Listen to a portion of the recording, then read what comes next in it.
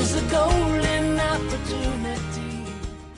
Olá pessoal, vocês são meus convidados aí, tá? A participarem, tá?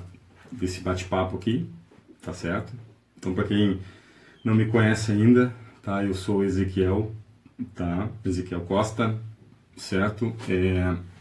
Talvez, se você procurar aí no canal do YouTube, você vai encontrar um canal chamado Zeca Costa Guitar, tá? Que é o meu canal lá onde eu compartilho conteúdo, tá? De ensino, tá? Conteúdo na área de música, né? E principalmente focado na guitarra, certo? Então, pode acessar lá, te inscrever se você é músico e gostaria de ter acesso a conteúdos gratuitos aí, né? É só acessar lá e você vai participar desse canal. Mas assim, galera, esse canal aqui, tá? Esse projeto, ele é um projeto diferenciado, não tem a ver com música, tá? Ele é mais abrangente, ele tem a ver mais com a área intelectual, né? Com a área do conhecimento, né? Com a área da filosofia, do conhecimento, enfim, da teologia, ok? Então assim, ó, você é meu convidado, tá?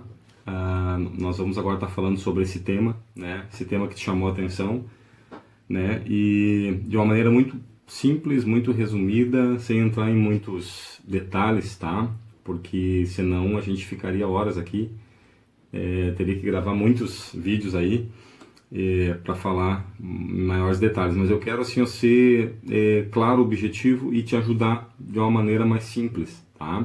Então você que não tem um curso de teologia, que não é graduado em nenhuma dessas áreas, né, da filosofia, enfim, mas que tem curiosidade, que quer, né, ter respostas claras, objetivas sobre determinadas questões, você é bem-vindo aí ao meu canal, tá?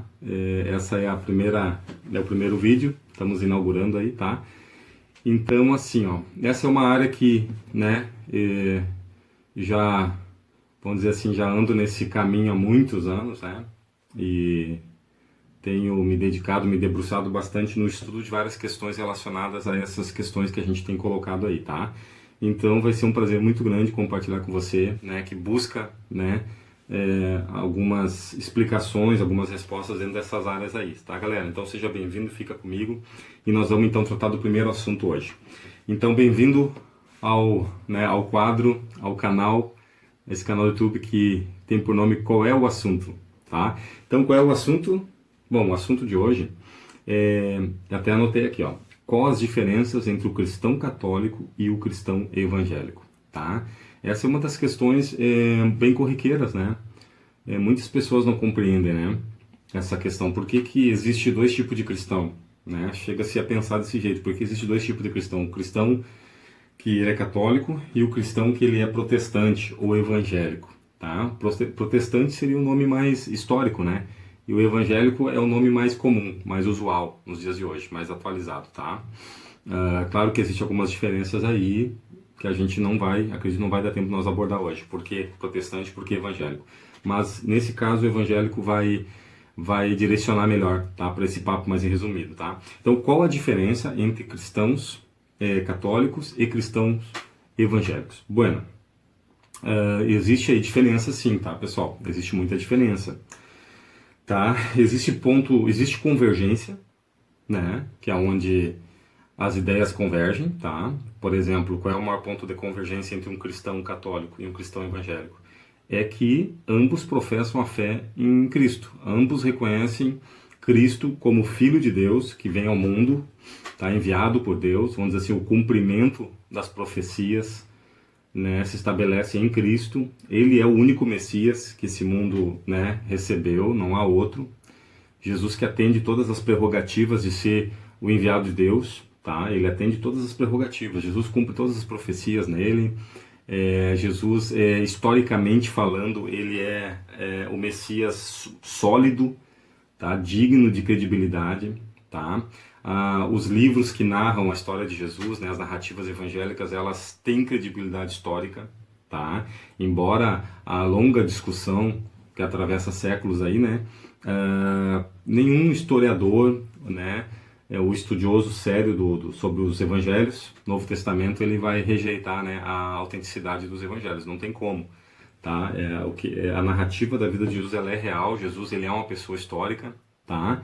Mais do que nunca, né, outras ciências têm, né, estabelecido essa verdade aí ao longo, né, dos anos aí.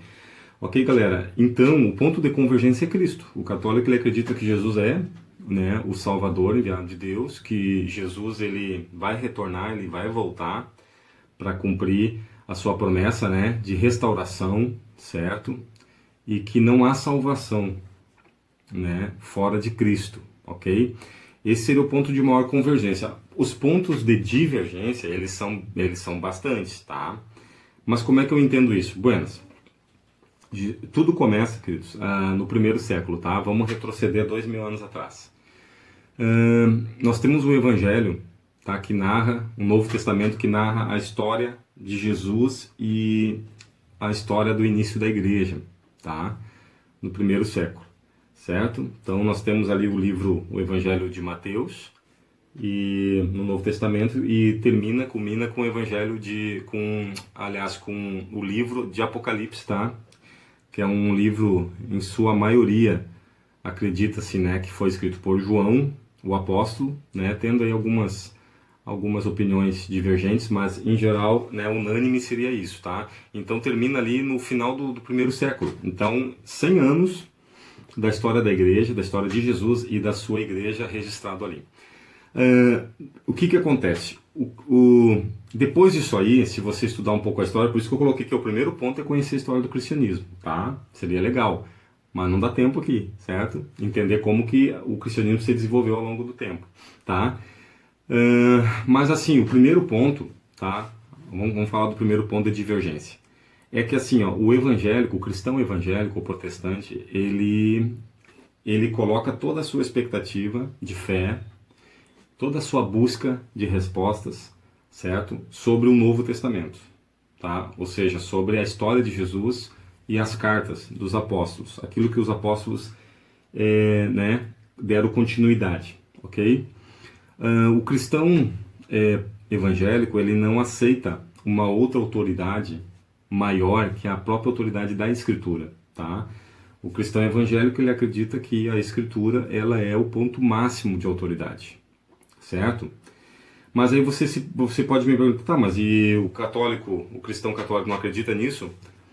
Se você olhar para a história, você vai perceber que lá pelo século 300, lá pelo século 3, entra uma figura bem conhecida na história, né? Tá? Que é a figura de Constantino, tá? O famoso imperador Constantino. O que acontece? Para você entender melhor a história dessa divergência, do século I, tá? Do início da igreja, do início dos primeiros cristãos, né? Até o século III, os cristãos, né, oriundos do cristianismo original, eles não eram bem vistos pelo Império Romano, tá? Eles, na verdade, eles eram ditos inimigos, né, da ordem romana, tá? Por quê? Porque acreditar em Jesus, crer em Jesus naquela época, contradizia muito daquilo que a cultura, né, romana estabelecia, certo? Então, ser cristão naquela época era ir contra a correnteza de muitas crenças que Roma vivia, né, no seu contexto cultural, social e religioso. No século III acontece, né, entra Constantino, tá? Um dos últimos imperadores aí de Roma, e ele então resolve, tá, através de uma experiência que ele teve, aí é legal você pesquisar a experiência de Constantino e tal, e ele resolve então, tá, tomar uma decisão em unir o Estado à fé cristã, tá? E aí então, a partir dali surge então o catolicismo romano, tá? A igreja, ela passa a ter esse vínculo com o Estado, tá? E a partir dali há uma ruptura, tá, em várias doutrinas que até então foram vigentes na igreja desde o primeiro século. Doutrinas essas estabelecidas por Cristo, pelos apóstolos. Ali, a partir do século III, começa a haver rupturas, tá? Porque o Estado, ele assume então, vamos dizer assim, essa autoridade sobre a religião cristã e começa-se ali então a passo a passo o cristianismo a passar por modificações, tá? E essas modificações elas então vão começar a separar, tá, o que é um cristão católico e o que é um cristão evangélico. Ok, galera? Então espero que até aí você tenha entendido, tá? Esse é o primeiro ponto. Por que que existe essa divergência entre cristãos e católicos? Isso tudo está na história. Tudo na história do cristianismo fica fácil de entender.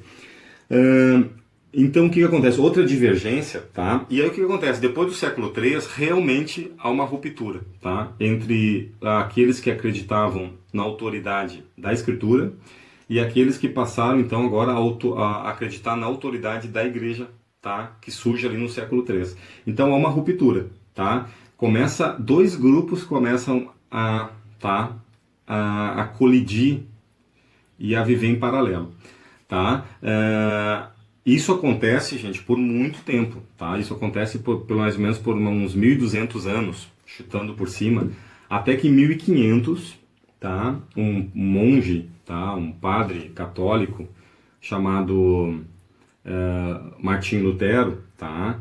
Que é considerado o pai da Reforma Protestante, aí você entende o porquê, né? Ele então se insurge contra, tá? Aquilo que ele considera não ser de acordo com o texto bíblico. Ele então, né, e aí ele escreve algumas teses, né, se você pesquisar aí sobre Martinho Lutero, a gente pode fazer um box só sobre a história da Reforma aqui, eu acho que ficaria bem legal, tá? E aí ele se insurge então contra, né, aquilo que ele considera que a Igreja Católica ela está usurpando, né, da Escritura, que ela está na contramão da Escritura, tá? Daquilo que o texto sagrado diz. E aí acontece uma grande revolução, tá? Provavelmente Martinho Lutero não imaginava o que iria acontecer, mas tudo isso aí, que nem eu digo, está dentro da soberania de Deus, né? Tudo que aconteceu na história, tudo isso aí, Deus sempre teve o controle, né, galera? Então é o seguinte, o que acontece? Há essa ruptura e aí surge ali então o movimento, a Reforma Protestante, aonde de dentro da católica, né, saem todos aqueles que encontram nas teses de Lutero, né, nos argumentos de Lutero, né, e de outros padres que talvez não sejam, né, nesse momento não vão ser citados aqui porque não vai dar tempo, encontram realmente guarida, tá, naquilo que eles estão falando. Aí surge a Reforma Protestante, aonde há de novo uma ruptura, ou seja, agora surge um grupo mais fortalecido, maior, tá? Com uma cobertura, vamos dizer assim, política já, né? Porque Martinho Lutero ele já recebe um apoio de reis na época que já não vinham desgostosos aí com a supremacia papal, e aí então surge essa Reforma Protestante. Acontecem guerras, derramamento de sangue, né? Porque a luta ali, a ruptura, ela é muito grande, tá? E só para você entender, e aí, a partir dessa reforma, tá, protestante, a história ela continua. A Igreja Católica ela continua, né? Dentro das suas crenças, tá? Dentro das suas doutrinas, e o protestantismo ele, então começa agora livre, tá? Livre agora, vamos dizer assim, da autoridade católica. Os reformadores começam a desenvolver então a sua teologia. Eles começam a desenvolver então, né, as suas crenças, e como já diz a palavra reforma, a ideia é voltar aos primórdios, é voltar às origens, é reformar aquilo que está errado, tá, na visão protestante, ok, galera? E é isso que acontece, tá? Isso mais ou menos em 1500, tá? Não vou me deter aqui em detalhes. E aí passam-se todo esse tempo, tá? E chegamos aí hoje, né, nos dias atuais, tá, galera? Só para vocês entenderem, essa divergência, ela começa, tá? Justamente, tá? Lá no século III, e depois ela explode com a Reforma, depois de 1200 anos aí. E aí, então, realmente se torna clara a diferença, né, entre católicos, cristãos católicos e cristãos evangélicos, ok? Então essa é uma das primeiras divergências. Aí depois vem a divergência na escritura, tá? O que acontece? Dentro dessa história da reforma, existe o que nós chamamos de contra-reforma, tá? Que é uma ação, né, da Igreja Católica, na época, da autoridade católica, para, de alguma forma, diminuir, né, o avanço da reforma, tá? Porque havia muitas perdas, né? Com essa reforma houve muitas perdas, tá? Vamos dizer assim, do monopólio católico, monopólio de riqueza, de poder, de autoridade, enfim, né? Essa reforma, é claro que trouxe consequências danosas para a Igreja Católica no que diz respeito à sua grandeza, certo? Então, a Igreja Católica, na época, ela decide fazer uma contra-reforma, tá? Ou seja, mostrar que ela tem mais autoridade e que ela deve ser, tá? Ela é a Igreja, vamos dizer assim, oriunda, né, dos tempos bíblicos, ok? Dos tempos do Novo Testamento. Ela é a igreja que tem a primazia. O que acontece? Ela lança a contra-reforma. Contra-reforma, dentro dessa contra-reforma, uma das coisas, né, uma das ferramentas que a igreja utilizou foi trazer um acréscimo de livros, tá, para o cânon da Bíblia, tá? Por exemplo, a Bíblia protestante hoje, ela não aceita mais que os 66 livros. Tá? 39 no Velho Testamento e 27 no Segundo Testamento. Tá? Então, o evangélico e o cristão protestante, eles entendem que esses livros são os livros inspirados desde sempre. Tá? Mas a Igreja Católica, como uma ação de combater, vamos dizer assim, de se mostrar com maior autoridade, vamos dizer, naquele período da Reforma, para não perder toda a sua, né, a sua grandeza, ela então elege mais uma quantidade de livros, tá? Que a gente chama de deuterocanônicos, os livros que foram canonizados depois da Reforma, tá? Por ocasião dessa ação, e ela então acrescenta no cânon bíblico mais, tá? Alguns livros aí, tá? Justamente para dar esse contrabalanço, para dizer assim, nós temos a autoridade, o recado seria esse, nós temos a autoridade para dizer qual livro é, né, inspirado e qual que não é. E aí, isso é até os dias de hoje, tá? Provavelmente você vai encontrar numa Bíblia católica, tá, um acréscimo de 7 livros, tá? Você vai ver livros aí que não estão nos livros na Bíblia Sagrada protestante, tá? Por exemplo, Tobias, Judite, tá? Macabeus, 1º e 2º Macabeus. E aí vai ter alguns acréscimos ali ao livro de Daniel, tá? Enfim, não vou entrar nesse detalhe, também dá mais um box falar sobre essa diferença hoje dos livros, tá? Galera, resumindo, vamos lá, estamos quase chegando no final. Essas divergências todas são reais, e essas divergências, elas fazem separação entre uma fé católica e uma fé essencialmente protestante, tá? O que acontece? Aí depois vem a divergência doutrinária, tá? O que é divergência doutrinária? Por exemplo, qual é a base de fé do evangélico e do protestante? A base de fé é somente a Escritura, tá? É você buscar na Escritura o entendimento, né? A base para aquilo que você crê. Nas palavras de Jesus, nas palavras dos apóstolos, né? Dos profetas, ali você vai buscar a base moral, a base espiritual para a tua fé, tá? Já na Igreja Católica, não, tá? Existe várias doutrinas que surgiram. Lembra que eu falei do século III, porque quando a igreja se une ao Estado? Então, ali começam uma série de concílios, tá? Tem concílios famosos aí, o Concílio de Trento e, bom, também dá mais um box para estudar. Mas resumindo, esses concílios, eles são de tempos em tempos reunidos para criar novos dogmas, tá? Novos dogmas, novas doutrinas para a igreja. A maioria desses dogmas e doutrinas que foram surgindo, eles são estranhos a uma leitura racional, né? Uma leitura feita no Novo Testamento, tá? Então aí vai surgir vários dogmas, tá? Vai surgir a ideia do purgatório, vai surgir a ideia de Maria como sendo, né, uma pessoa divina, vai surgir assim, sacramentos, tá? Transubstanciação, né? E galera, não vou entrar em detalhes agora porque também dá mais um box a gente falar sobre as doutrinas católicas, né, que surgiram ao longo dos anos, tá? E o que que acontece? Então, isso se criou uma divergência doutrinária. Doutrina tem a ver com ensino, tá? Ou seja, o evangélico protestante, ele não aceita nenhuma doutrina acrescentada, tá, pela Igreja Católica, tá? Porque não está de acordo com a leitura do texto sagrado, tá? Então, essa divergência doutrinária, ela é muito forte, tá? Eu tenho muitos amigos católicos, né? De pessoas maravilhosas, né? Músicos e pessoas que realmente moram aqui no coração, tá? Pessoas que eu gosto muito. A gente não entra em divergências, tá? Procura evitar essas divergências de debates, a não ser quando há um interesse mútuo, né? O interesse, a gente então parte para um diálogo mais aberto, né? Porque eu entendo a importância disso e todo mundo deveria entender.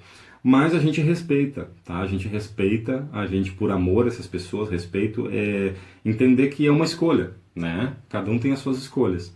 Decidiram, escolheram acreditar, escolheram tomar esse partido para si, né? Essa crença e a gente respeita, tá? Então, mas existem muitas diferenças doutrinárias, tá? Assim, ó, que não tem como, uma vez que você, né, que você entende, né, essas questões, você não consegue mais achar convergências, apenas divergências nessas questões aí. Como eu falei, o único ponto de convergência é o Cristo, tá?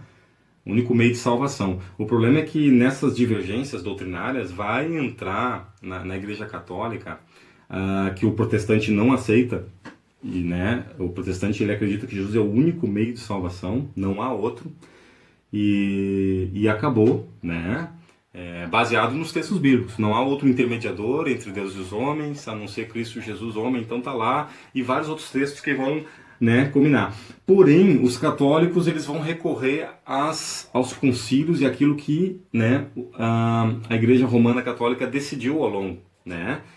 E então dentro desses dogmas vai haver, né, muitos argumentos aí para tentar para que não seja apenas Cristo o Salvador, mas que há uma intermediação. E aí nós vemos a figura de Maria muito forte, né, entrando na Igreja Católica nesses concílios e se estabelecendo até hoje, né, colocando Maria como uma pessoa que tem poderes divinos, né, como se ela tivesse. E se nós for para a Escritura, não há um contexto para isso. O que a Escritura me diz, por exemplo, sobre Maria? Que ela foi a escolhida por Deus para gerar, né, o Filho de Deus, mas que após ela cumprir essa missão, ela então passa a ter a sua vida normativa de mãe, inclusive gera outros filhos, né, e durante o ministério terreno de Jesus, ela como mãe do Jesus homem, ela então o acompanha até a sua crucificação em vários momentos ali, mas o Novo Testamento ele fala muito pouco, né? Ele vai dar alguns boxezinhos sobre a presença de Maria após o nascimento de Jesus. Mas jamais na escritura do Novo Testamento você vai encontrar uma ideia assim de que Maria ela tem que ela é considerada a mãe de Deus. Não, ela não é. Na visão protestante evangélica, não, ela é a mãe do Jesus homem, tá? Que teve da parte de Deus, né, essa graça de ser escolhida para gerar, né, o menino Jesus. Mas fora isso, no Novo Testamento você não encontra mais nada sobre isso. Porém, nos dogmas católicos, como eu falei para vocês, a partir do século III, né, por decisões de concílios, aí entra a figura do Papa, né, tem que dar mais um box para falar sobre isso, sobre infalibilidade papal, que é uma doutrina que entrou depois, que não encontra no Novo Testamento nada relacionado a isso, sobre a infalibilidade papal, que o Papa tem essa autoridade de escrever, quando ele escreve lá, ele se torna um agente inspirado e que suas palavras são infalíveis. Isso não se encontra no Novo Testamento, jamais. Tá? Então, gente, então assim, são muitas divergências. Tá? Baseado nisso, fica difícil, mas é bom para você compreender o porquê. Aí você entende por que existe o católico cristão e o católico evangélico, porque realmente houve rupturas que elas não têm mais como se costurar, tá? Porque são rupturas muito, muito graves, né? São rupturas doutrinárias, são rupturas históricas, né? E então é bem complicado, né? Ou um católico, né, romano, um católico cristão, ele se torna um católico evangélico, ou vice-versa, que é um pouco mais difícil, né? Ou continua essa divergência, não tem o que fazer, tá? Por causa disso, porque entra várias questões. Por exemplo, a questão, além das divergências da escritura, né, de quais textos são sagrados, inspirados, existe também a divergência doutrinária, que a gente já falou, e existe também a divergência na autoridade. Quem é que tem autoridade, né, para decidir o que é o que não é de Deus, né, para dar o rumo da igreja? Então, no catolicismo, o Papa, ele tem essa autoridade. A figura papal, ele tem essa autoridade para representar Deus. Já na visão protestante evangélica, não. É a sola escritura. Só a escritura inspirada por Deus, tá? Ela tem essa autoridade. Ou seja, o que Deus tinha para nos orientar como cristãos, vida cristã, sobre salvação, sobre, né, o futuro que nos aguarda, tudo relacionado, né, à nossa fé, está na escritura. Tá? O cristão, ele tem um compromisso de ler a escritura e compreendê-la, tá?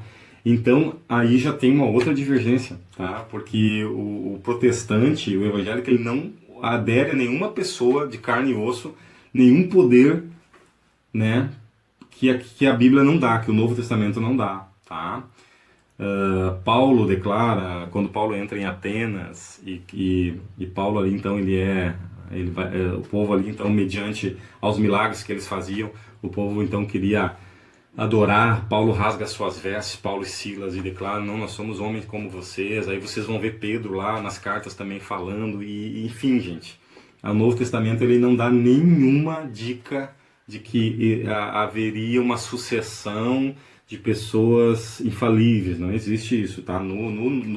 Pro evangélico protestante, e, né, para o cristão protestante evangélico não existe. Já para o católico, a figura do Papa, ela é uma figura central, e ele é alguém dotado dessas prerrogativas. Bom, como falei para vocês, são divergências grandes, tá? Grandes. Eu poderia ler vários textos bíblicos aqui, tá? Mas eu vou deixar o assunto em pauta, porque aí, se vocês quiserem mais detalhes sobre algum ponto que foi falado aqui, vocês coloquem nos comentários e a gente vai criando desses assuntos novos assuntos, que a ideia aqui realmente é um papo legal, tá?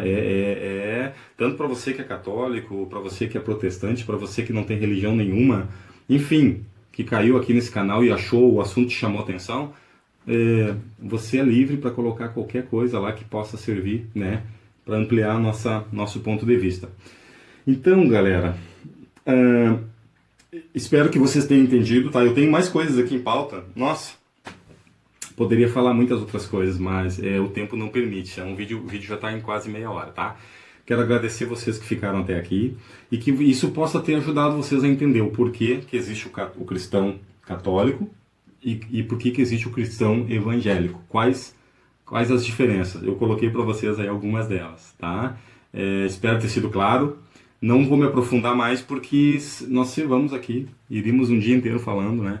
Tá? Abriria a escritura, pegaria livros para apoiar aquilo que eu estou falando aqui, mas não é o caso, tá? A ideia aqui é você ter um papo aí gostoso, legal, e que você possa, a partir disso que você ouviu, então, procurar, né, compreender mais, tá?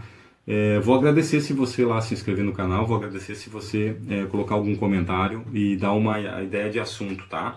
Então, porque essa é a ideia, qual o assunto? Então, qual vai ser o próximo assunto da nossa conversa? Bom, vocês vão me ajudar, tá? Agradeço então, valeu, Deus abençoe a todos, espero que esse pequeno resumo, né,